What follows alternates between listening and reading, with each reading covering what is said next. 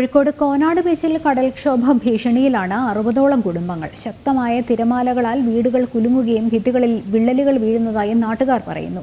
തിരമാലകളെ പ്രതിരോധിക്കാൻ നിർമ്മിച്ച കടൽ ഭിത്തികളെ ഭേദിച്ചാണ് തിരകൾ വീടുകളിലേക്ക് അടിച്ചു കയറുന്നത്. ഇതുവരെ കണ്ടതിൽ വെച്ച് ഏറ്റവും വലിയ കടൽക്ഷോഭമാണ് ഇപ്പോൾ ഉണ്ടായിരിക്കുന്നതെന്ന് നാട്ടുകാർ പറയുന്നു. ഊണും ഉറക്കവും നഷ്ടപ്പെടുത്തുന്ന രീതിയിൽ തിരമാലകൾ ഇവരുടെ ജീവിതം പ്രതിസന്ധിയിലാക്കുന്നു. ഭയത്തോടെയല്ലാതെ ഒരു നിമിഷം പോലും തള്ളി നീക്കാൻ സാധിക്കാത്ത അവസ്ഥ. ശക്തമായ കടൽക്ഷോഭത്തിൽ വീട്ടുപകരണങ്ങൾ കുലുങ്ങുകയും ഭിത്തികളിൽ വിള്ളലുണ്ടാവുകയും ചെയ്യുന്നുണ്ട്. വർഷങ്ങളായി ഇവർ അനുഭവിക്കുന്ന പ്രശ്നം പരിഹരിക്കാൻ ബന്ധപ്പെട്ടവരാരും ഇതുവരെ തയ്യാറായിട്ടില്ല. 8 കൊല്ലമായി നമ്മൾ വന്നിട്ട് ഇവിടെ.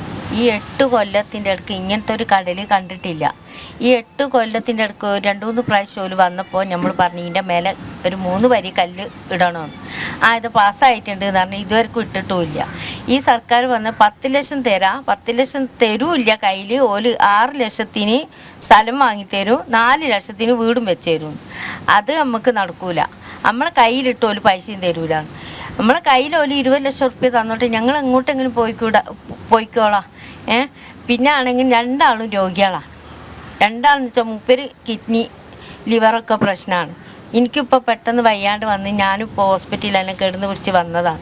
ഇങ്ങനെ കടലെടുക്കുമ്പോൾ ഈ നമ്മളെപ്പുറത്തോടെ എങ്ങനെ സമാധാനത്തിൽ ഇതിൻ്റെ ഉള്ളിൽ കിടക്കുക? അതാ ഇവിടെ നമ്മൾ ഈ കടലടിക്കുമ്പോൾ പുര ഒന്നായിട്ട് കുലുങ്ങി കട്ടിന്മേൽ വരെ കിടന്നാൽ കട്ടിൽ വരെ കുലുങ്ങും. ഇപ്പം മതിലൊക്കെ പൊട്ടിക്കിടക്കാണ്. കക്കൂസിനാണെങ്കിൽ കക്കൂസ് ഒന്നായിട്ട് പൊട്ടിക്കണ്, മതിലൊന്നായിട്ട് പൊട്ടിക്കണ്. ഈ കടലിങ്ങനെ വരുമ്പോൾ താറിൻ്റെ ഉള്ളിൽ കൂടാണ് ഈ കടൽ എടുക്കുന്നത്. കിണർ തള്ളി. ഇനിയിപ്പോൾ നമ്മൾ എന്താക്കാനാ പറയാന്നല്ലാണ്ട് എല്ലാവരോടും നമ്മൾ പറയുന്നുണ്ട്. പരമാവധി നമ്മൾ ഭയങ്കര കഷ്ടപ്പാടായിപ്പോയി. ഇവരുടെ ജീവിതം സുരക്ഷിതമാക്കാൻ കിട്ടിയ കടൽഭിത്തിയെ മറികടന്നാണ് ഇപ്പോൾ തിരമാലകൾ അടിച്ചു കയറി വരുന്നത്. ഇവിടെ നിന്ന് മറ്റൊരിടത്തേക്ക് താമസം മാറിപ്പോകാൻ തയ്യാറാണെങ്കിലും ആവശ്യമായ ധനസഹായം സർക്കാർ നൽകുന്നില്ല എന്നാണ് ഇവരുടെ പരാതി. ജനം, കോഴിക്കോട്.